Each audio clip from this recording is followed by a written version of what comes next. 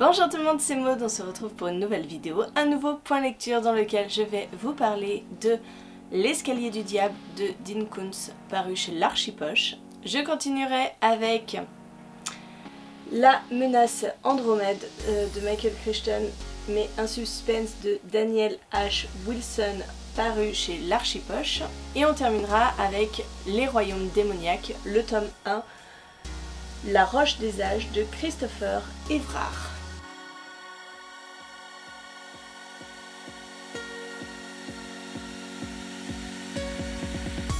Allez, on commence tout de suite avec L'escalier du diable, que j'ai lu comme d'habitude en lecture commune avec Virginie. N'hésitez pas à aller voir sa chaîne en barre d'infos. Nous avons lu ce troisième tome puisque nous sommes dans une saga avec Jane Hawke, cet agent du FBI qui part dans une quête pour dévoiler un complot mondial. Son époux, son mari, s'est suicidé. Alors que ce n'était absolument pas dans son tempérament, elle ne comprend pas ce qui s'est passé, pourquoi il a voulu mettre fin à ses jours, et elle va se rendre compte qu'il y a vraiment une vague de suicides incompréhensible, comme pour son mari, et elle va enquêter dessus, et elle va s'attirer les foudres d'agences gouvernementales, de gros bonnets, et nous sommes dans ce troisième tome avec les mêmes personnages, toujours la même enquête, toujours cette problématique du contrôle mental que nous avions découvert dans Dark Web, et j'ai passé un bon moment, même si j'avoue que je retrouve un petit peu tous les petits défauts que j'avais déjà trouvé dans le premier et dans le second tome, c'est-à-dire que l'histoire va vite comme d'habitude, mais on va pendant très longtemps nous exposer une histoire, ici l'histoire de jumeaux, de deux écrivains qui vont, avec des péripéties, etc., faire quelque chose contre leur gré. Et quand même, pendant la moitié du livre, on nous raconte cette histoire, et l'histoire se termine, et voilà, c'est tout. En fait, j'ai vraiment l'impression qu'on nous pose des personnages, et puis vous en faites ce que vous voulez après. Voilà.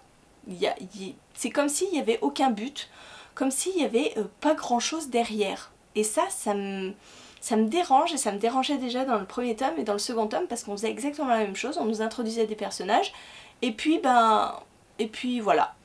On sait pas pourquoi finalement ils sont là. Il y a quasiment presque aucun but à leur venue, donc ça me gêne. Donc encore une fois, j'ai retrouvé la même chose.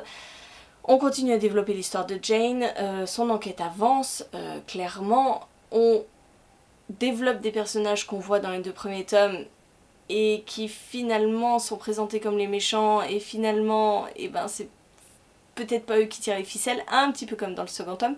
C'est vrai que c'est assez redondant finalement, parce que on utilise les mêmes codes, on utilise les mêmes astuces, la même chose. Après, ça reste quelque chose de très addictif, qui se lit très vite.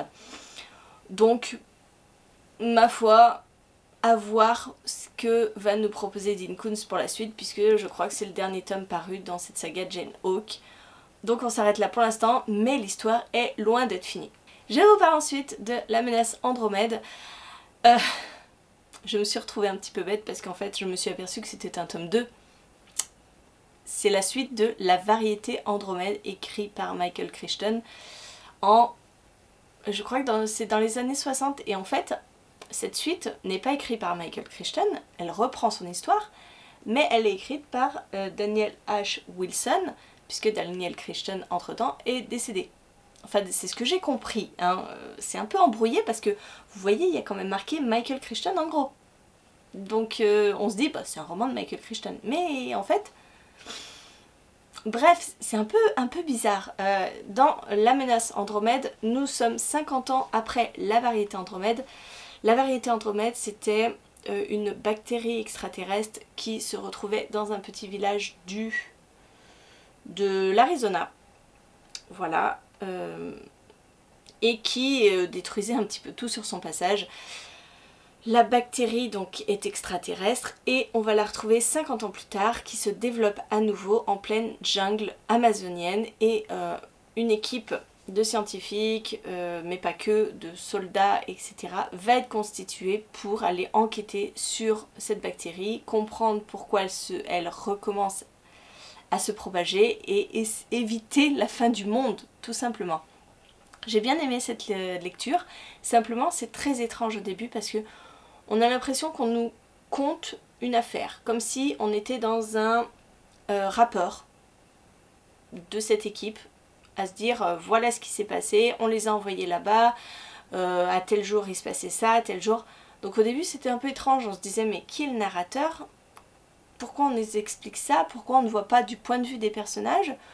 En fait, on alternait entre le point de vue des personnages et ce fameux narrateur qui nous contait comme un rapport militaire, comme un rapport de scientifique. Bref, c'était hyper chelou.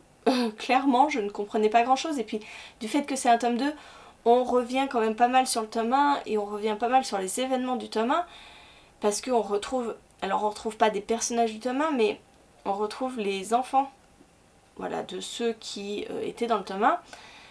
Donc c'est vrai que eh ben, j'avais pas toutes les cartes en main, mais finalement ça m'a extrêmement donné envie de lire le tome 1 parce que c'était super intéressant, très scientifique comme sait le faire Michael Crichton. Je ne sais pas si vous avez lu d'autres livres de Michael Crichton, mais c'est vrai que on est dans un mélange de science-fiction, scientifique, on est vers une quête, on voit chaque scientifique qui va enquêter sur cette bactérie, chacun dans son domaine de spécialité, pour arriver à justement sauver la planète de cette bactérie qui peut tout consumer, tout tuer. Bref, c'était une bonne lecture et surtout, on part totalement dans la science-fiction à un moment donné et ça j'ai adoré. J'ai adoré me projeter et me dire « Waouh ! Qu'est-ce que ça pourrait être? Qu'est-ce que ça pourrait être si ça existait vraiment, quoi.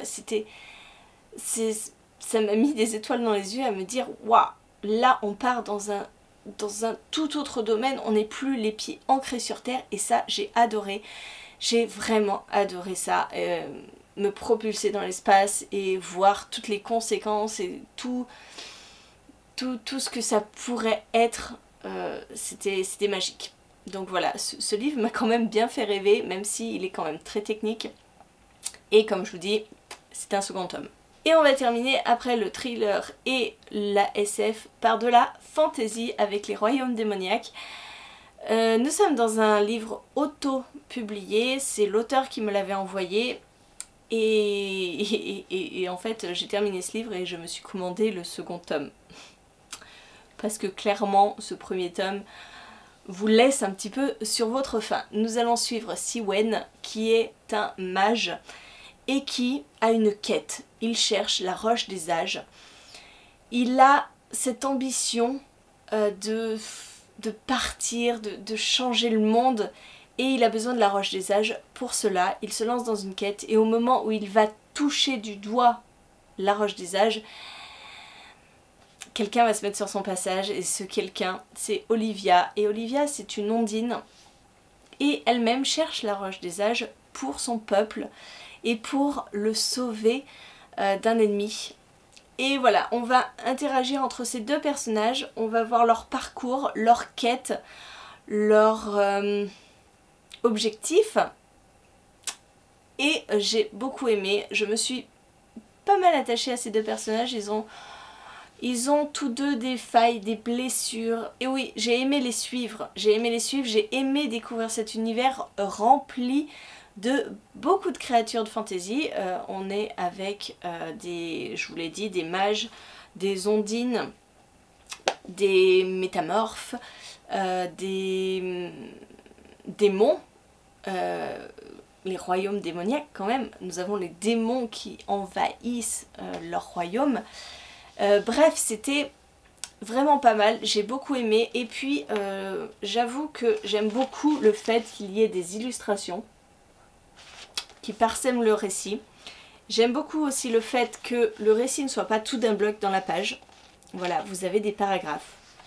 Donc je trouve que ça aère le récit et c'est pas plus mal parce que dans un livre de fantasy, quand vous vous retrouvez à tourner une page et être avec un bloc comme ça de description ou j'avoue que ça décourage la plupart du temps. Et là, non, c'est vraiment aéré. Vous avez les en-têtes aussi de pages qui sont plutôt sympas.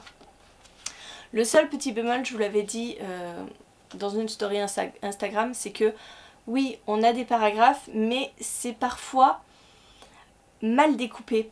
Parce que vous avez un paragraphe, vous avez pas mal de sauts de ligne, et vous vous dites, ah bah, on va changer de personnage.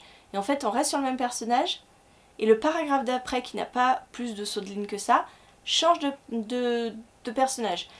Mais bon, voilà, j'en ai parlé à l'auteur, il m'a dit que oui, il avait rencontré quelques soucis au niveau de la mise en page, mais bon, voilà, ça n'entache pas le récit est toujours pareil, il faut juste s'adapter au moment où vous lisez ça. C'est sûr que c'est de l'autopublication, donc être tout seul à mettre en page corrigée, etc. un livre, c'est pas évident, on est d'accord, même si on s'entoure d'équipe derrière. Bref, voilà, j'ai beaucoup apprécié cette histoire, je trouve qu'il y a pas mal de rebondissements. On s'inquiète pour les personnages, on a peur pour eux, on est dans de la dark fantasy, donc nous sommes dans un roman adulte.